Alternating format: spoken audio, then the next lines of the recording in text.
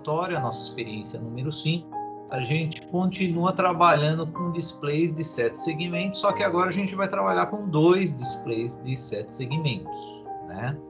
Tem uma partezinha teórica aqui que a gente vai utilizar a multiplexação, também conhecida como varredura, nesses displays, tá? Então a multiplexação ou essa varredura, ela é muito interessante, muito utilizada, porque a gente economiza pinos, né? Então os pinos do microcontrolador, a gente vai conseguir ter uma economia de pino.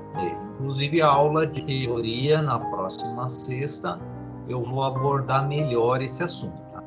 E como é que é feito, né, essa multiplexação aí com 4 displays. Hoje a gente vai trabalhar com 2 displays. Então o olho humano, ele existe no nosso olho uma tal de persistência retiniana. O que é isso aí? O nosso olho, ele armazena uma imagem por uma fraçãozinha de tempo. Então, uma fração de segundo. Então, ele armazena essa imagem. Então, ele não tem uma resposta rápida às imagens. Então, eu tenho sempre uma imagem que ela está congelada numa fraçãozinha de tempo lá. E esse é o efeito que faz com que a gente consiga produzir aí essa multiplexação, essa varredura, né, em display, né? Então, é como uma ilusão de ótica, né? Então, na aula de sexta-feira eu até vou comentar sobre a ilusão de ótica. É como se fosse uma ilusão de ótica isso aí, porque cada display acende em um determinado tempo. Nenhum dos displays que estão nessa varredura, eles ligam ao mesmo tempo, né? Ou é um, né? Enquanto um está ligado, os outros estão desligados. É sempre assim, sempre um display que está ligado, os outros estarão desligados. E por causa da persistência retiniana, nós visualizamos como se todos estivessem ligados ao mesmo tempo, né? Então é um tempo bem curto que a gente vai trabalhar para que esse efeito ele funcione, né, perfeitamente aí para vocês visualizarem. Dá até para a gente mexer Sexta-feira eu vou programar também um código para vocês que a gente mexe nesse tempo, né, e a gente regula esse tempo da persistência retiniana. Nossa. Mas frequências acima de 20 Hz são as frequências que a gente trabalha para a gente não visualizar o liga e desliga desses displays, né? Então eu tenho que trabalhar com frequências acima de 20 Hz. Trabalhando com frequências acima de 20 Hz, o olho não vai conseguir visualizar o liga e desliga dos displays, em função da persistência retiniana. Então, graças à multiplexação, os mesmos 4 displays de 7 segmentos e necessitar de 7 ou 8 pinos para os segmentos, mais um pino por display por cátodo ou anodo. O que é isso aí? Então, nós temos aí, quando eu uso um display, né, aqui eu tenho já esses 4 displays. Então, cada display de 7 segmentos, eu preciso ligar ele com 7 fios, um para cada segmento, só que existe o ponto decimal, né? O ponto decimal seria o oitavo fio, né? Então, eu crio um barramento, ligo todos os segmentos juntos, né? Ou seja, o segmento A do display 3 está ligado junto com o segmento A do display 2, que está ligado junto com o segmento A do display 1, que está ligado também junto com o segmento A do display 0. E assim para o segmento B, C, D, E, F, G e o DP, que é o ponto decimal. Todos estão juntos. O que está faltando aqui, mas no circuito, né, nós temos, são os resistores. Aí eu preciso também um conjuntinho de 8 resistores também. Então, eu não vou precisar ter um conjunto de 8 resistores para cada display. Apenas um único conjunto de 8 resistores, no caso aí de 330 ohms, mais ou menos, né? E eu preciso também de mais um terminal, né, para ligar o catodo ou o anodo comum. Aí vai depender do display, né? Então, esse caso aqui, desse exemplo aqui, ó, como o nosso transistor está aterrando, significa que esse display é catodo comum.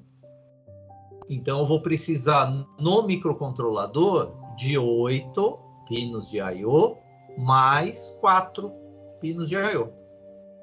12 pinos de I/O para controlar, ó, 4 displays. Então, se a gente não trabalha com varredura, eu tenho que fazer a ligação separada de cada display desse aqui. Aí eu vou precisar de 8 pinos, mais 8, mais 8 e mais 8. Né? Então, eu ia precisar de 32 pinos de I/O para controlar esses 4 displays se eu não usar a varredura, a multiplexação. Usando a varredura ou multiplexação, olha só, de 32 pinos, a gente cai para 12. Né? Então, com 12 pinos, a gente já consegue implementar um placar aqui, ó, com 8 displays aí, tranquilamente. Tá? Como é que funciona isso aqui? Eu carrego o barramento com a informação que eu quero e ligo o transistor.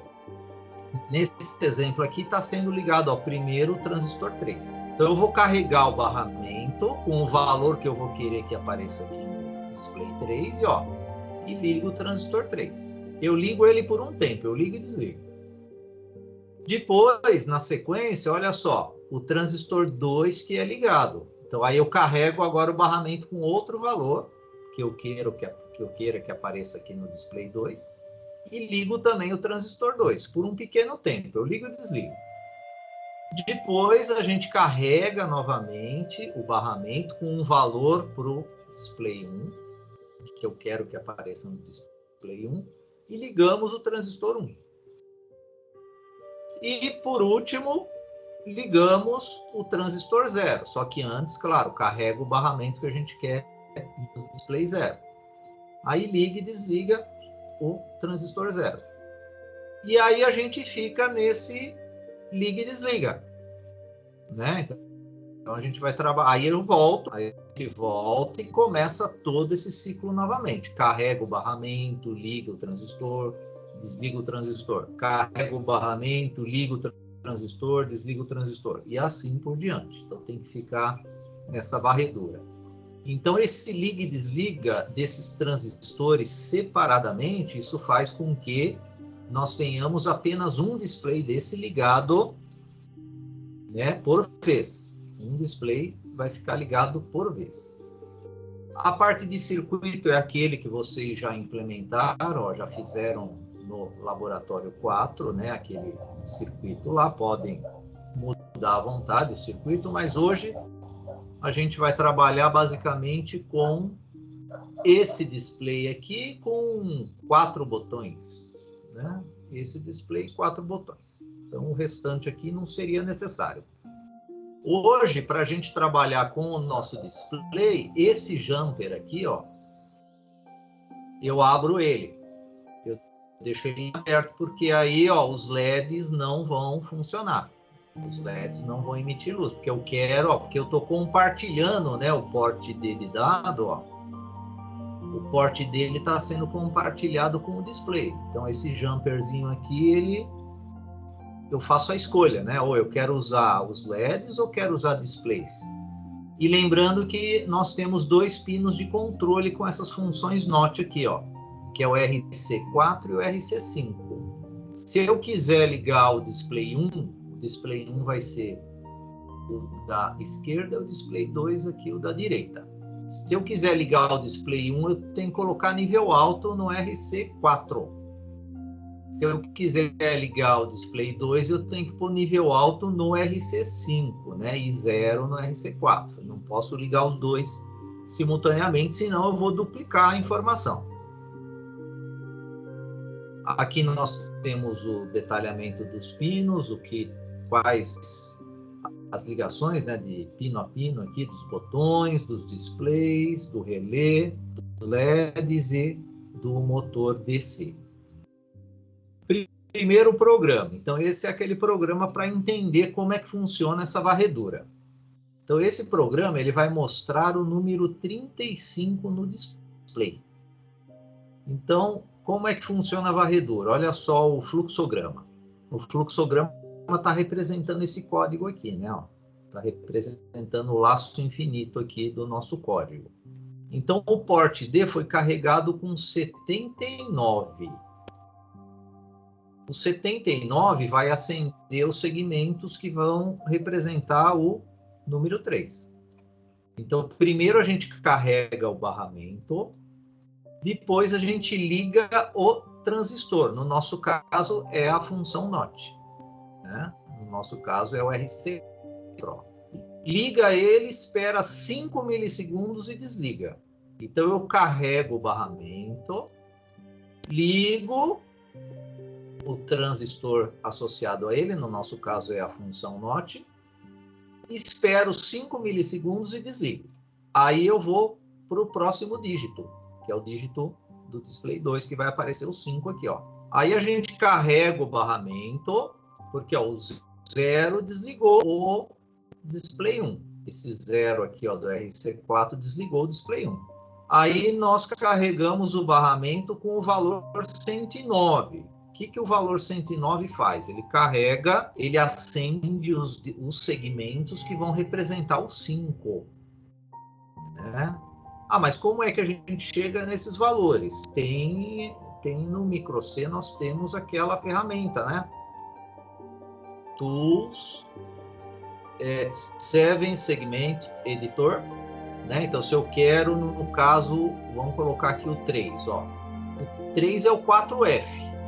Eu carrego 4F em hexa ou em decimal. Ó. Decimal é 79.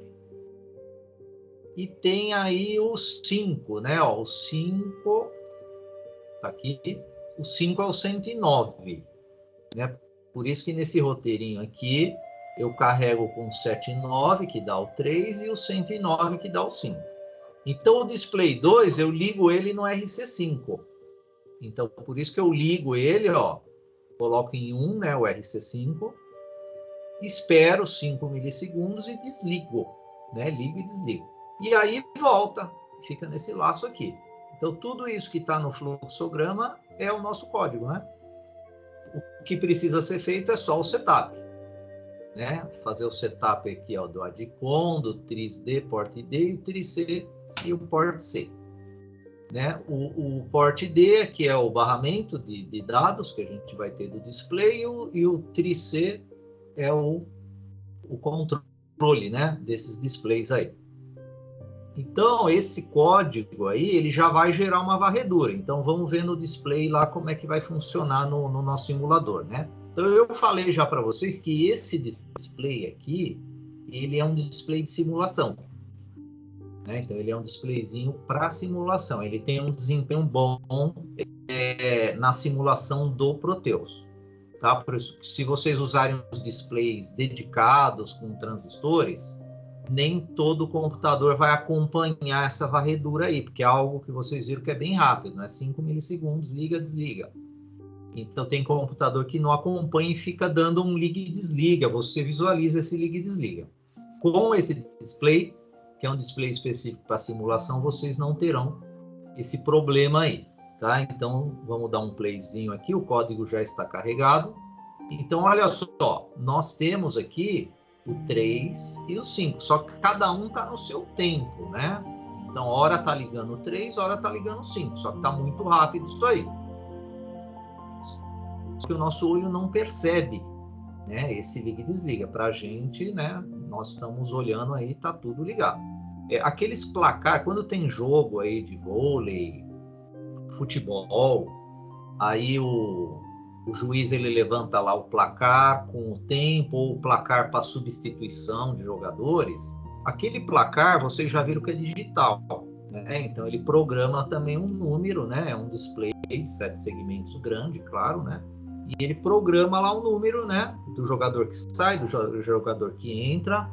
Observem que às vezes a câmera pega esse placar aí naquele modo de câmera lenta. Então, no modo de câmera lenta, que às vezes a televisão passa, né, para você ver com detalhe as imagens, vocês vão visualizar aquele placar, aquele display, ligando e desligando. Então, se a gente conseguisse filmar, né, com uma velocidade bem alta, um display que está trabalhando com varredura, e depois reproduzir em câmera lenta, aí vocês iam ver o liga e desliga, o liga e desliga. O que a gente pode fazer aqui para visualizar esse liga e desliga? Aumentar o tempo, né? Vamos aumentar o tempo, ó. Tá 10, ó, tá aqui, ó. Vou colocar 100 milissegundos. Então vai ficar 100 milissegundos ligado e depois desliga. Aí o outro liga 100 e desliga. Vamos ver com 100 milissegundos como é que se comporta o nosso display. Então, olha, ele já começou a dar aquela piscadinha, né? Liga e desliga. Liga e desliga. Não está mais perfeito. Para mim, eu estou vendo assim, eu não sei vocês, né? Porque questões aí da rede, né? Às vezes dá algum atraso aí, dá um efeito diferente aí. Mas depois vocês vão testar esse código fazendo isso aí. Né? Eu posso até aumentar mais esse tempo. Vamos aumentar mais esse tempo. Professor? Oi. Esse sistema de varredura, ele pode acarretar em diminuir a vida útil do display? De jeito nenhum. Tá? Então, o LED ele não tem essas características de chaveamento, mudar a vida útil dele. Porque esses segmentos, eles são LEDs, né? São diodos emissores de luz. Então, o liga e desliga, não existe nenhum parâmetro no datasheet que lá diz assim, ó, se você ficar ligando e desligando, o seu LED, a vida útil dele vai diminuir. Tá? Isso aí não existe. Tá? Pelo contrário, você consegue até economizar energia com esse liga e desliga. Como a corrente é baixa, você não é que nem se você está ligando e desligando um motor aqui. Né? Claro, se você estivesse ligando e desligando um motor, você ia ter aquele pico de corrente. Aqui não, nós temos correntes muito baixas, nós não temos cargas indutivas também, né, no nosso display. Então, não existe esse parâmetro aí de que a vida útil do nosso LED vai diminuir se eu ficar ligando e desligando, tá? Mas pensem no seguinte, vocês estão gerando economia de energia também com isso aí, hein? Isso aí faria diferença você ligar 4 displays ao mesmo tempo, ou usar a técnica da multiplexação, ligando um de cada vez.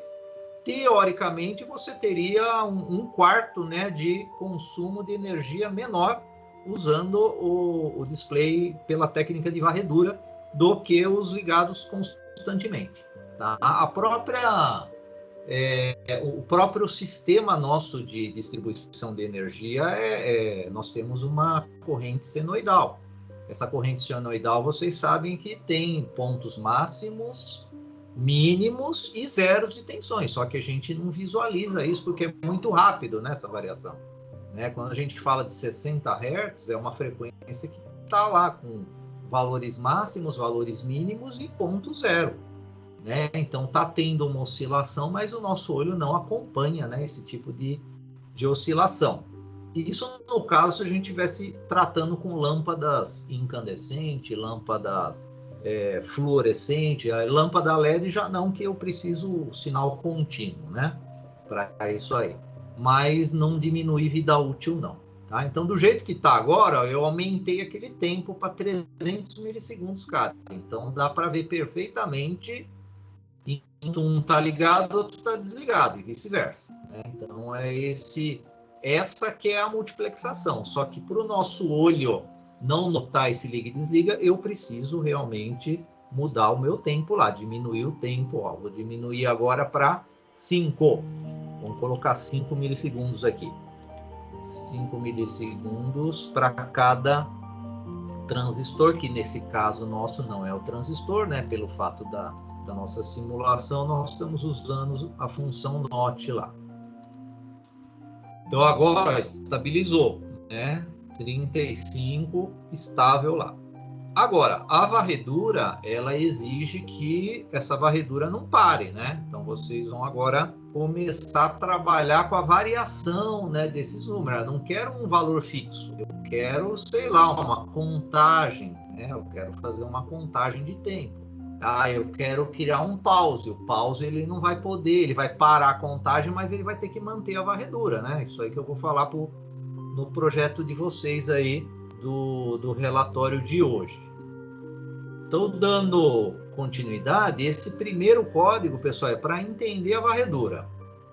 Então a etapa é essa aí. Um segundo assunto de hoje, fora a varredura, é trabalhar com um tipo de dado, né, uma estrutura de dado que vai ajudar vocês, né, nos códigos aí futuros, que é o vetor.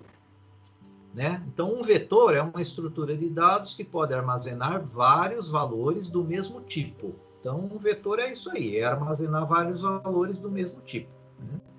Como é que eu declaro ele? Qual é o protótipo dele? É colocar o tipo, o nome, e eu tenho aqui os colchetes agora, né?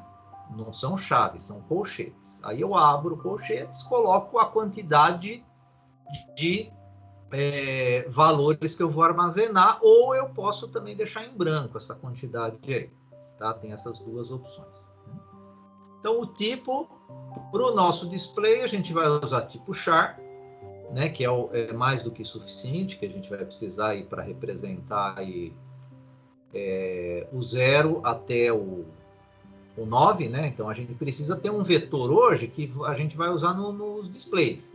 E esse vetor, ele vai armazenar dados. Que dados? Ele vai armazenar qual é o valor que eu quero carregar no port D para aparecer os segmentos representarem o 0, os segmentos representarem o 1, o 2, o 3, até o 9. Vamos fazer. O nome, aí vocês vão escolher esse nome, tem que ser um nome válido, né? Lembrando que nome a gente não começa com número.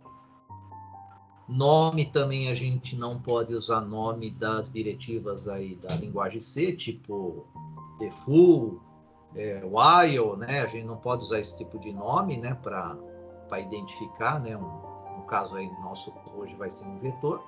E a quantidade, ó, é a quantidade máxima de itens que a gente vai armazenar. Mas essa quantidade a gente pode também deixar em branco. Alguns exemplos aqui, ó. Int NR underline D underline livros. Então seria número de livros isso aqui, né? Então o nome desse vetor é número de livros. Ele é do tipo int e eu estou reservando, ó, 50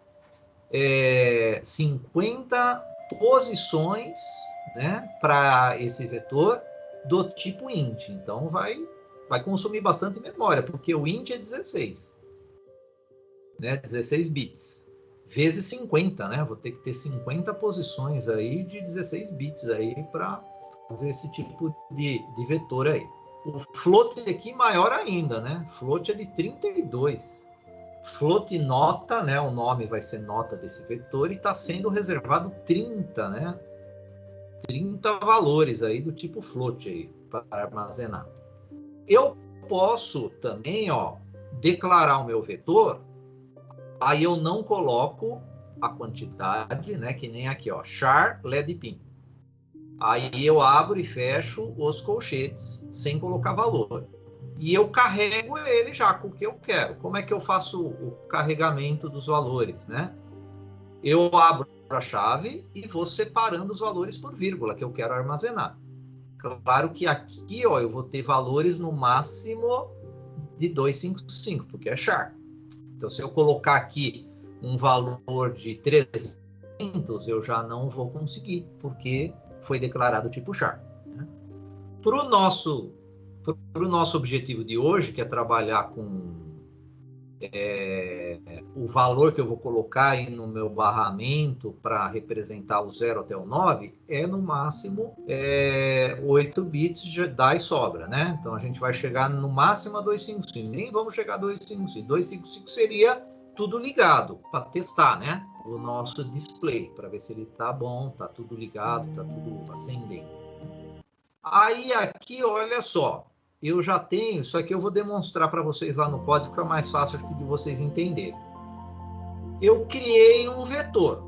Como é que eu pego o 9 aqui? Esse valor 9 do vetor LEDPIN. Né? Porque 9 é o valor. Eu tenho que chamar ele pelo índice. Aí eu coloco o índice aqui, ó, dentro do colchete. Então, nesse caso aqui, ó, nós temos aí, ó, x igual a LEDPIN 5. O que é esse 5? Esse 5 não é o valor, é o índice. É o índice do meu vetor. Aí, onde que é esse índice? Então, a gente vai começar do índice 0. O 4 aqui é o índice 0. O 5 é 1, 2, 3, 4, 5. Opa, achamos. Ó, o índice 5 é a grandeza 9 que está armazenada no vetor LEDPIN. Então, se eu escrever x igual a LEDPIN e colocar 5, 5 é o índice. Ele vai me dar como resultado para o x o valor 9, que é o valor que foi carregado no meu vetor. Aqui nós temos notas, né? Nome notas de 5 posições e foi carregado o valor. Então, olha só. Quando eu carrego valores no meu vetor, eu posso ou não colocar a quantidade. Porque vocês viram que aqui, ó, int nota 5. Então, eu limitei a 5 e já carreguei com 5 notas. 60, 70, 35, 50, 68. O LEDPIN, ó, nós não mencionamos a quantidade, mas nós carregamos já ele com os valores. Aqui no caso, 1, 2, 3, 4, 5, 6, 7, 8, 9, 10. Né? Então, o LEDPIN aqui ele teria uma quantidade de 10. Né? Mas eu posso usar esses dois métodos aí para criar o nosso vetor. Tá? Então, lembrando que para chamar o valor que eu quero desse determinado vetor, eu tenho que chamar pelo índice dele. Então, começa sempre do índice 0 e até o último elemento aí desse índice. O nosso caso é esse vetorzinho aqui, pessoal. Então, esse é o vetor que vocês terão aí sempre, que vocês vão sempre utilizar para display de 7 segmentos. Mas por que esse vetor? Porque esse vetor é para display de catodo comum. Se for anodo comum, aí seriam outras informações que vocês vão pôr aqui. Mas esse vetor ele já está pronto para um display de 7 segmentos catodo comum. Então, o índice 0, ele carrega o 63. O índice 1 carrega o 6. O índice 2 carrega o 91. Ah, mas que valores são esses? São os valores que, se vocês carregarem o barramento do display, vocês vão ter aqui. O 63 vai representar o 0. O 6 vai representar o 1. O 91 vai representar o 2. E assim por diante. Até o 9, né? Então, tem de 0 a 9. É a representação lá do nosso display de 7 segmentos. Então, é bem utilizado, né, esse vetor aqui para display. O nome, vocês colocam o nome que vocês quiserem. E é do tipo char, unsigned char, né, sem sinalização. Só vou representar grandezas positivas aqui. E aí caímos nesse código aqui, ó. Esse código do programa 2, ele já vai usar esse nosso vetor. Então, é aquele vetor lá, 6369, né? Então, vamos fazer o seguinte. Eu tenho um while menos 1 aqui, ó. Menos 1 é verdadeiro. Então, é igual a 1 aqui, né? Menos 1 ou 1, eu vou ter o mesmo resultado, né? Eu vou continuar tendo o meu laço infinito aqui, tá? Antes de falar desse código aqui, deixa eu abrir ele aqui no MicroC e vamos trabalhar um pouquinho com ele. Então, esse aí é o exemplo do programa 2. Então, estou abrindo aqui o programa 2. Então, o nosso programa 2 está aqui. Deixa eu fazer o seguinte. Vamos comentar essa parte aqui, ó, do código, tá? Então, está comentado. Então, o meu laço infinito não tem nada por enquanto. Então, vamos fazer o seguinte, eu quero carregar o porte D, que é o barramento que vai alimentar o meu display. Eu quero carregar com que valor? Eu quero pegar um valor aqui desse meu vetor. Então, como que eu faço isso aí? Eu escrevo o nome dele, texto, eu comecei com T maiúsculo, tem que pôr T maiúsculo aqui, né? Aí eu pego o colchete e dentro do colchete eu quero o índice tipo 8, ó. Então eu vou colocar 8 aqui.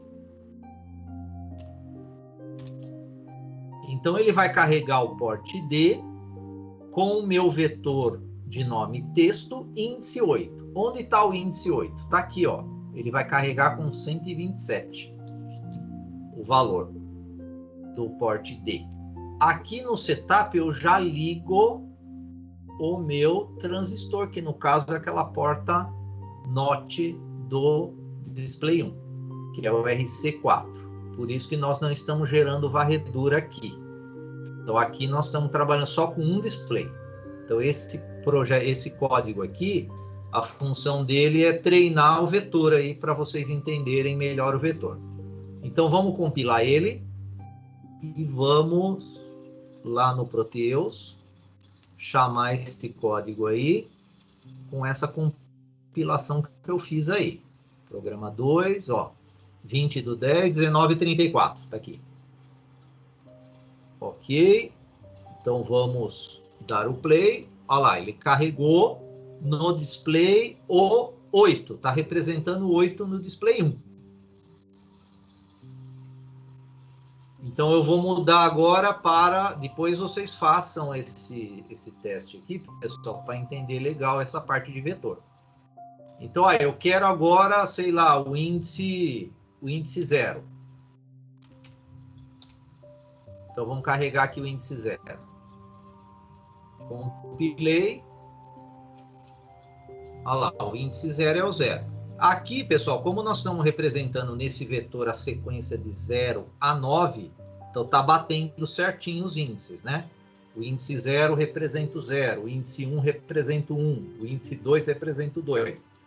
Mas é porque nós montamos um vetor para representar os números, né, de 0 a 9 em um display de 7 segmentos. É por isso aí.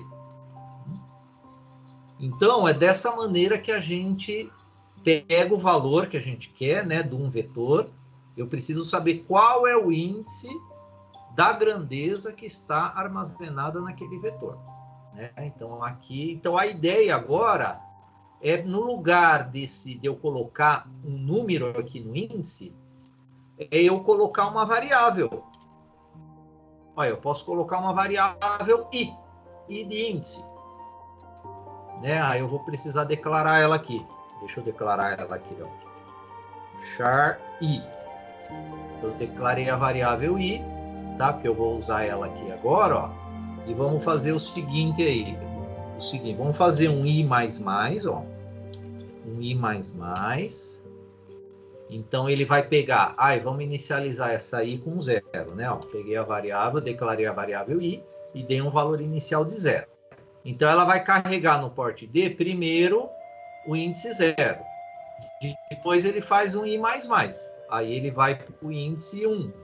Aí, um i++, índice 2, e assim por diante. Só que se fizer isso aqui sem delay, nós não vamos ver nada, né? Então, tem que pôr aqui, ó, um delay. Vamos pôr um delay aí de 1 segundo. Um delay de 1 segundo. Tá? E aqui nós vamos ter um problema de estouro aí, né? Vamos fazer esse teste aí para vocês verem. Então, ele vai começar do 0, aí vai incrementar uma unidade, vai para 1, 2, 3. Vamos ver o que acontece depois do 10 aí, ó. Então, porque nós não estamos limitando, né, o valor do nosso índice aí. Então, olha lá, ele está carregando. 1, 2, 3. Começou do 0, né? Vamos ver o que vai acontecer depois, ó. 9. Agora, ó, sumiu. Não temos mais índice para carregar. Agora ele está lá no índice 15, 16, 17, 18, só que no nosso vetor não tem mais isso, né? Então sumiu as informações aí do nosso display aí. Só se eu reiniciar de novo, né? Aí reinicio de novo, Aí vai tudo lá. Começa no 0, 1, 2, 3, vai indo aí. Então, a gente precisa agora limitar esse valor aí do meu índice, né? Que é o que esse nosso código está propondo aqui, né? Então, aqui embaixo nós temos justamente a limitação é essa aqui, né? Ó, copiei e vou colar ela aqui, ó. Então, eu faço esse teste aqui, ó. If índice igual a 10, índice 0. Só que no meu caso não é o nome índice, né? É o I aqui, nesse exemplo que eu estou passando para vocês, é o I.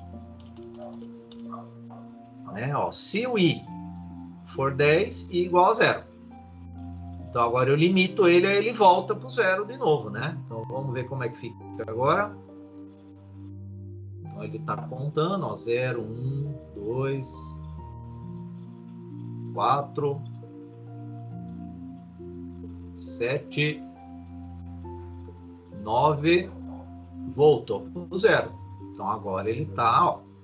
Então já estou começando, ó, pessoal, a ter lá a minha unidade, né? Então a unidade está pronta aí, ó. Aí com a unidade vocês podem montar dezena, centena, milhar e assim por diante, né? Então esse programa aí o programa número 2 testa vocês aí no vetor e já deu uma cara nova lá para o nosso display, né? Ficou um código bem enxuto para você montar a unidade. Então já montamos a unidade aí. O programa 3, ele já tem unidade e dezena, né? Então ele tem a unidade e dezena. O vetor é o mesmo, olha só. Então o vetor não vai mudar. O vetor é o mesmo, tá?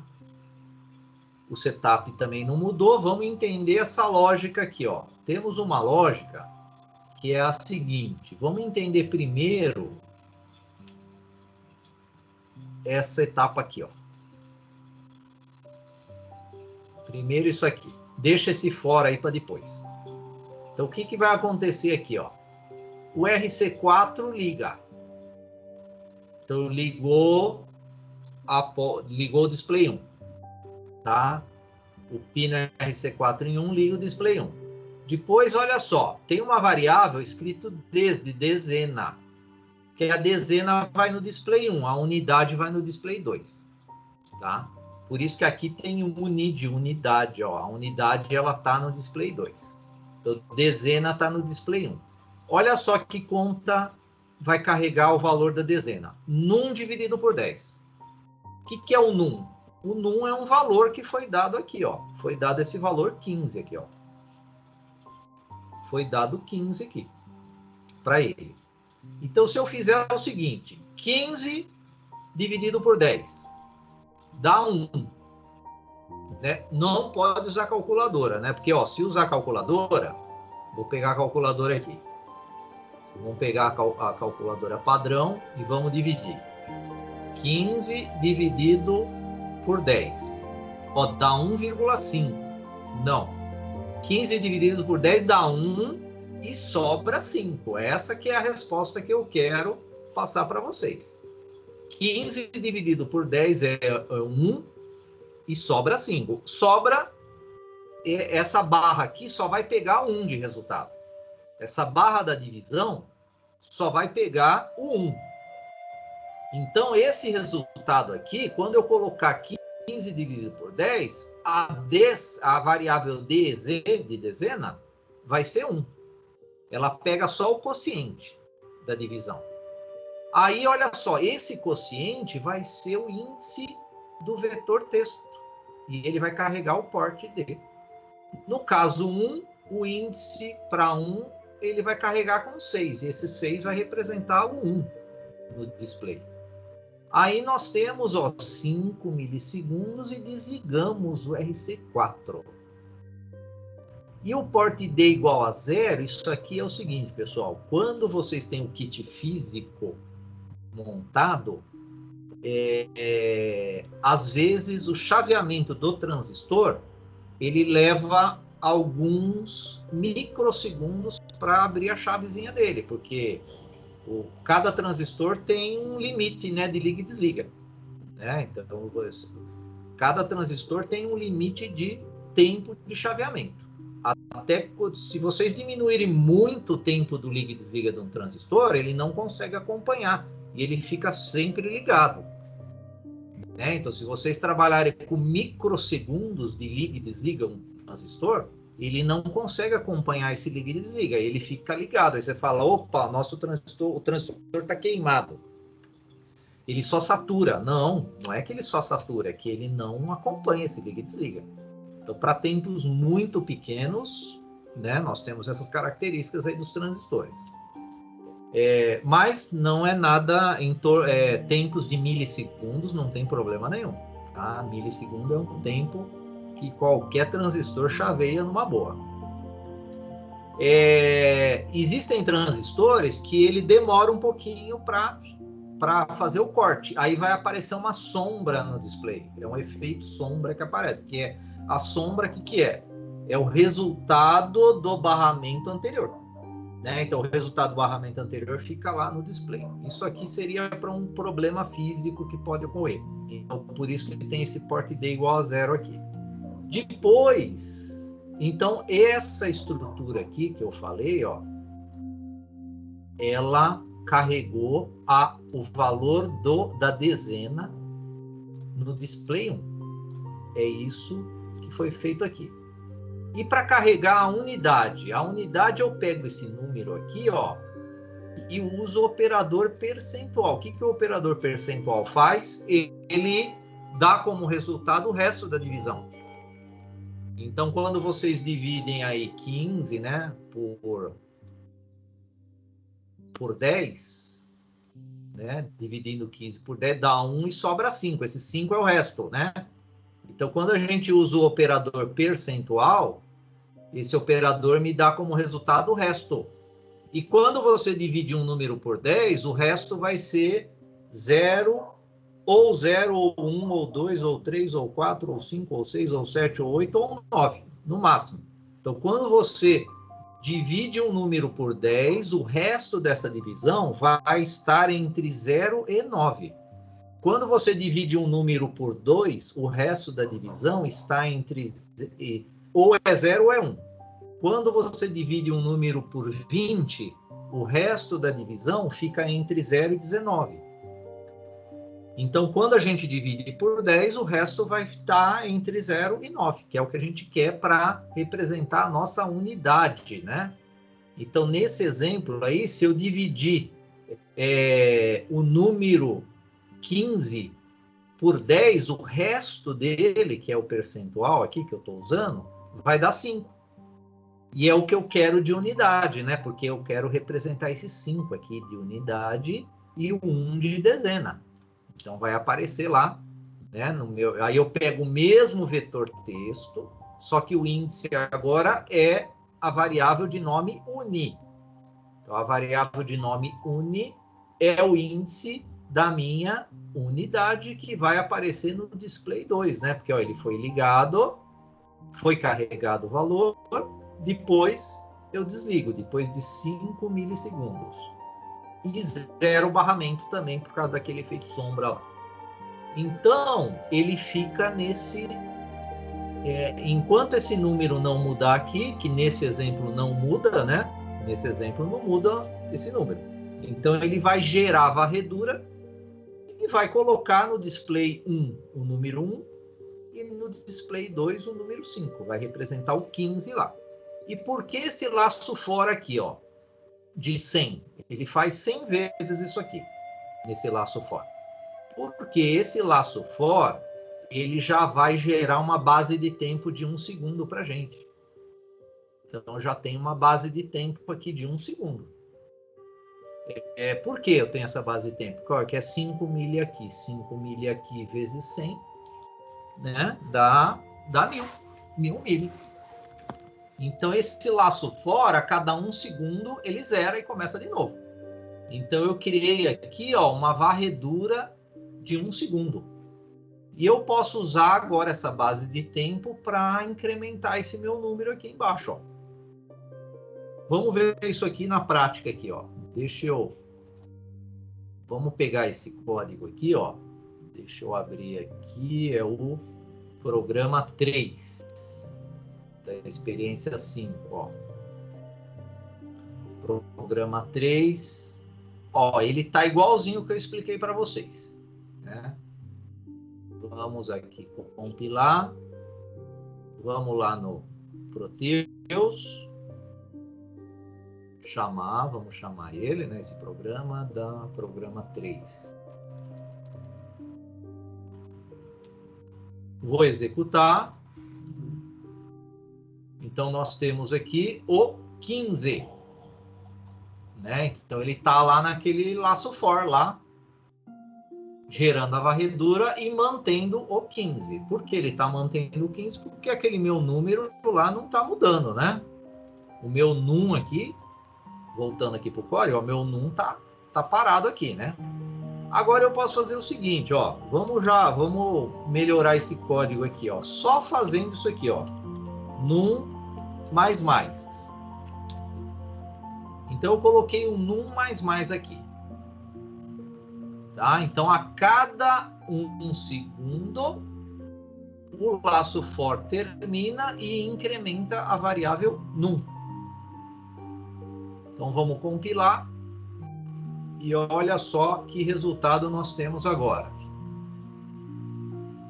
1, 2, 3. Então nós já temos agora um contador crescente que vai até 99, sei.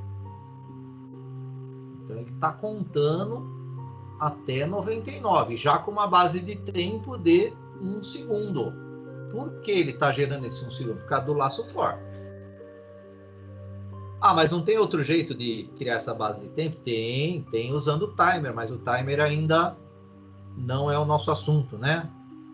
Nós ainda não chegamos nos timers, né? Nesses periféricos aí que eu tô querendo chegar logo para a gente melhorar também os nossos códigos aí. Tá? Então esse código é uma alternativa para gerar uma base de tempo. A gente fica meio limitado, claro, né? Então os nossos códigos não vão funcionar 100% ainda sem a gente utilizar os timers aí. Tipo, se vocês colocarem um teste de botão, o seu display já vai piscar aí. Porque aquele teste de botão, se apertou o botão, você já vai dar um delayzinho lá e vai, né, já vai dar um efeito aí no seu display. Então não vai ficar ainda 100% os códigos sem um timer, né, sem a gente usar mesmo o timer. E se eu quiser dar um pause aí também, né? Então a ideia é que vocês gerem um pause também nesse código aí. Então esse código aqui, do jeito que está no nosso roteiro, ele está fixo numa variável de valor 15 aqui. Né? Estamos utilizando também o nosso vetor. E aqui, nessa lógica, a gente está trabalhando com a divisão por 10 e o percentual 10 para pegar os valores da dezena e da unidade. E aí, o que eu fiz? Eu simplesmente tirei esse num igual a 15 e coloquei um num mais mais. Aí vocês viram que ele já começou a contar. A cada 1 segundo, Professor, ele incrementa a variável num. Pode falar. Esse porcento que tá ali, ele indica que é uma divisão com o resto? Eu não entendi muito bem. Ele pega o resto da divisão, né? Quer ver, ó?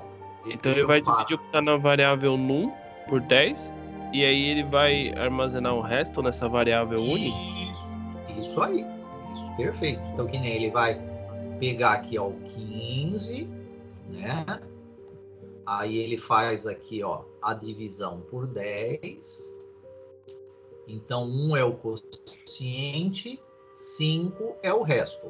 Esse 5 é usando o operador percentual. Esse 1 aqui é usando o operador barra de divisão. É isso aí que você vai ter de resultado quando usa o percentual ou quando usa a divisão, que é o barra. Ah, tá. Então, por exemplo, se ele vai ignorar o resultado da divisão e vai ficar só com o resto. Ele só pega o resto, isso aí. Não é que ele ignora. Ele tem que fazer a divisão e pegar o resto só.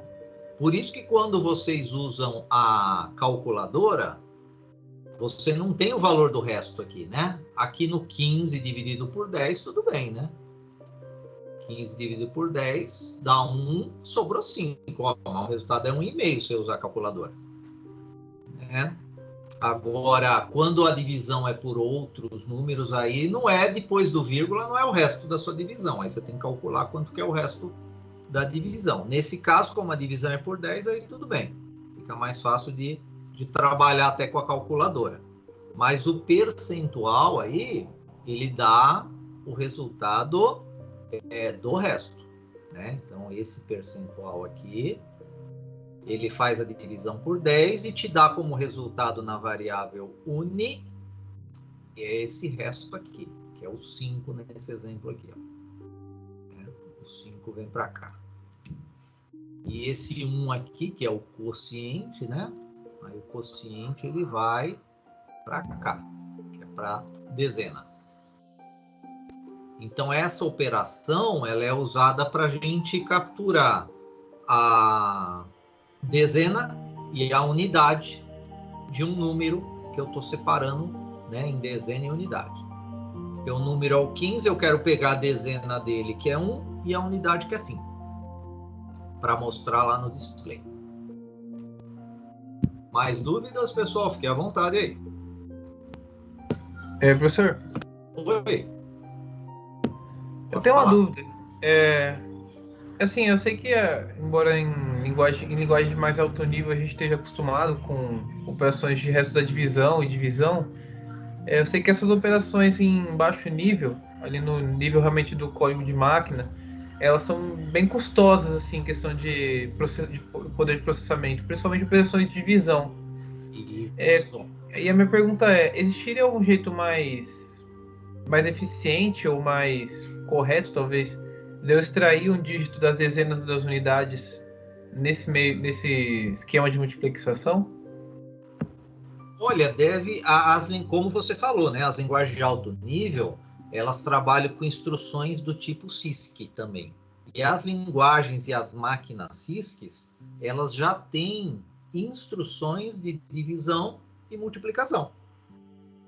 E já no nosso caso, nós usamos as instruções RISC e nós não temos. Se você olhar aquela tabela de instruções, não existe nenhuma instrução nossa que multiplica e que divide. Aí e cai no que você falou, né? Aí fica mais custoso, né, todo o processamento para gerar uma divisão, para gerar uma multiplicação, porque ele tem que trabalhar, no caso da multiplicação, trabalhar com somas sucessivas, né? No caso da divisão, subtrações sucessivas, né? Então, o nosso compilador ele tem que montar essas estruturas aí, tá? Então, no nosso caso que nós estamos limitados com essas 35 instruções, né? Colocando o valor correto de instruções, são 35 que nós temos. Na verdade, essas instruções, eu já comentei com vocês, mas também na aula da próxima sexta, a gente vai ver também novamente a tabelinha lá das instruções, né, e vai falar dela. Então, a gente fica limitado com essa característica de instruções que nós temos. E lembrando que as instruções, elas dependem de quem fez o projeto da CPU. Né? Então, eu não consigo, né, manipular as instruções. Eu tenho que trabalhar com o que ela tem. Então, realmente acaba ficando mais custoso, né? Agora, dependendo do seu projeto, você poderia ter, sei lá, já alguns resultados pré-definidos, se for o caso, né, do seu projeto, e aí você montar, sei lá, em vez de um vetor, uma matriz de dados, né? E nessa matriz de dados você ia pegando já resultados que você teria, né? Oi? O senhor falou um lookup table? Alguma coisa como isso? Então, é uma tabela, mas essa tabela tinha que atender o seu projeto. Né? Eu não sei, aí no nosso caso aqui, não vai adiantar muito, né? Essa nossa tabela. Eu acho que talvez essa tabela ela vai consumir mais memória para representar lá todos os dígitos que a gente quer e também a gente vai ficar com um código um pouquinho até mais complexo do que a gente tem. Como a gente tem essas instruções já, né, as funções, no caso aí do compilador, que dividem e multiplicam, a gente acaba utilizando elas. Mas o que você falou está certo, o processamento fica realmente mais custoso, mas isso aí é característica das instruções do tipo RISC. A instrução RISC tem esse tipo de característica aí. Então, pessoal, agora, dando continuidade, quem quiser também, fica à vontade aí, perguntar algo aí. Para a nossa experiênciazinha número 5, né? Então, nós temos aqui, ó, uma descrição narrativa, então vocês vão começar a preparar um relógio, né? Na verdade, é isso aí que vocês estão fazendo hoje, começar a preparar, porque vocês vão trabalhar de 00 a 59, por start. Aí começa lá, 00, 01, 02, até 59. 59 volta para o zero, ela é reiniciada. Tá? Como nós temos dois displays, né? Então de 00 a 59, a gente chega lá, daria para chegar até 99, né? Mas eu já parei aqui no 59 para futuramente a gente pensar em vez de um relógio binário, né? Um relógio agora, né, digital, né? Com display de 7 segmentos e tal. O B2 vai resetar, volta para o zero, né? E o B3 faz um sorteio, né? Aí usando aquela funçãozinha rand e srand. Agora o nosso sorteio não é 1, 2, 3, 4, 5, 6, não é de dado. Ele vai sortear uma grandeza entre 00 e 99, né? Entre 00 e 99. Se tiver contando, né? Se você tiver pressionado o botão B0, tem que antes apertar ou o B1 ou o B2, né? Para o B3 funcionar, né?